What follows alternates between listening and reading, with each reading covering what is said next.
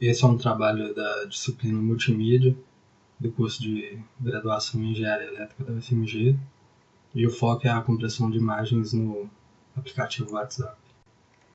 O WhatsApp é uma aplicação multiplataforma para transferência de texto, imagens, áudio e vídeo entre 2 ou mais usuários. Ele possui suporte para iPhone, Android e outros sistemas operacionais, sendo que em 2015 foi lançado um cliente web que funciona em paralelo com o aplicativo no celular, e no mesmo ano também se tornou possível realizar chamadas de voz em tempo real. A empresa foi fundada em 2009 por 2 ex-funcionários do Yahoo, adquirido pelo Facebook em 2014, e em 2015 eles contavam com 700 milhões de usuários ativos. Então, com essa quantidade de usuários e também com a qualidade das câmeras digitais aumentando, realizar uma boa compressão de imagens é necessário, porque isso otimiza a utilização dos recursos da rede. É possível obter um resultado semelhante ao obtido no WhatsApp em termos de compressão, utilizando os 2 passos a seguir. O primeiro deles é o redimensionamento da imagem, e o segundo é a compressão JPEG. O redimensionamento ele segue 2 regras. A primeira é limitar as dimensões da imagem em no máximo 800 por 600, e a segunda é manter a proporção original da imagem.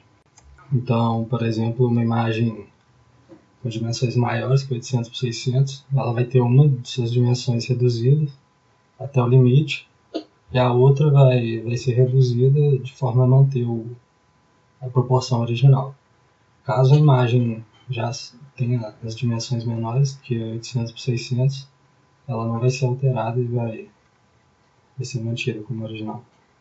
A segunda etapa é a compressão JPEG, e ela consiste em 5 passos. Primeiro é a transformação do espaço de cores, depois uma subamostragem, em seguida a transformada direta em cossenos, DCT, depois a quantização e por último a codificação. O olho humano é sensível a pequenas variações da luminância, mas não tão sensível a variações da luminância. Então, portanto, os componentes de luminância elas podem sofrer perdas consideráveis de informação sem que isso afete a qualidade final da imagem.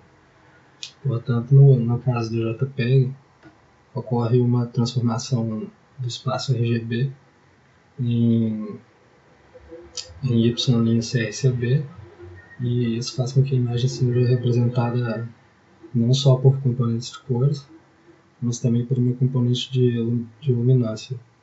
E, sendo assim, o algoritmo que se segue, quando ele trabalha separadamente em cada uma dessas componentes, ele pode realizar uma compressão maior nas 2 últimas componentes de luminância. Se essa transformação não acontecesse, cada uma dessas componentes ela iria tolerar menos perda, então a compressão atingida seria menor.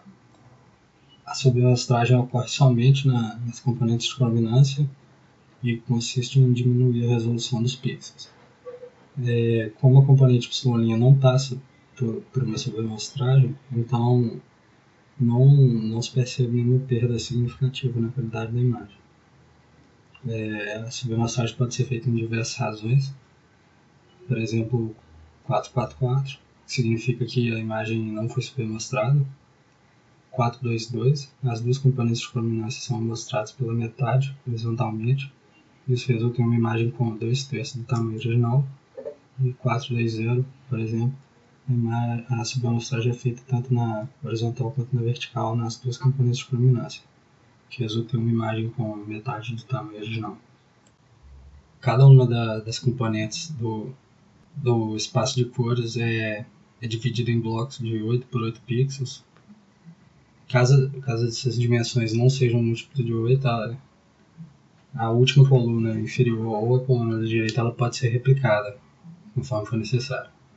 Então a DCT é aplicada sobre cada um desses blocos, o que resulta em uma outra matriz 8 por 8, de coeficientes. Esses coeficientes eles podem ser entendidos como a contribuição de cada função senoidal bidimensional na composição do bloco de imagem sobre o qual ele foi aplicado. Para uma superfície lisa, por exemplo, a maior parte desses componentes são zero, enquanto que para uma superfície que oscile muito, esses coeficientes serão não nulos. O primeiro coeficiente na posição 0, 0, ele é chamado de componente DC e os outros componentes AC. A frequência ela cresce no sentido para a direita e para baixo dessa matriz. Na prática, se observa que os pixels adjacentes de uma imagem eles não variam muito entre si. Então, isso faz com que a maior parte da informação, depois que se aplica a DCT, ela fique armazenada nas componentes de baixa frequência da matriz, no canto superior esquerdo. E é esse fato de concentrar informação nas componentes de baixa frequência que faz com que a DCT possa ser usada para conseguir comprimir a imagem. Essa compressão ela pode ser feita, por exemplo, diminuindo os valores desses coeficientes, ou então até mesmo tornando nulos. Existe um motivo para se usar a DCT no lugar da DFT, que seria a transformada de Fourier discreta. E primeiro, para entender esse motivo, vou citar 3 diferenças entre as duas. A primeira diferença é que a DCT produz coeficientes reais e a DFT produz coeficientes complexos, o que não seria um problema, já que você poderia simplesmente usar o valor absoluto desses coeficientes. Outra diferença entre as duas é que a DCT ela requer um cálculo mais complexo, então a computação fica mais complicada do que a DFT. E a terceira diferença é que a DFT assume que a função seja periódica e a DCT não. E é essa diferença que fez com que a DCT fosse escolhida no JPEG, porque o que se observa é que os pixels de uma imagem eles não seguem nenhuma função periódica. Como já foi dito, aplicar DCT em um bloco da imagem faz com que a informação fique concentrada nas componentes de baixa frequência e isso leva a esse passo de quantização. Essa é a etapa em que ocorre a principal perda de informação no JPEG e o que ela tenta fazer é diminuir ou anular os coeficientes de alta frequência na matriz da DCT. Isso é feito dividindo a matriz da DCT por uma outra matriz, chamada de matriz de quantização, e arredondando o resultado final para um inteiro mais próximo. A matriz de quantização ela é diferente para cada um dos componentes do espaço de cores. Ela pode ser gerada por algum parâmetro fornecido pelo usuário, ou então pode ser utilizada alguma matriz padrão indicada na especificação. Essa matriz de quantização ela é montada de forma com que seus coeficientes cresçam no sentido direita e para baixo, porque isso faz com que os componentes de alta frequência da matriz DCT sejam divididos por números maiores e fazendo com que eles se anulem. A matriz, após ser quantizada, ela vai para o processo de codificação. E na codificação, os componentes DC de cada um dos blocos adjacentes é substituído pela diferença entre ele e o anterior, porque os componentes DC eles têm valores muito altos, então representar essa diferença ao invés do valor reduz o tamanho do número. Para os outros componentes AC, a matriz ela é varrida em zigue-zague, porque dessa forma a maior quantidade de zeros adjacentes vai ser obtida.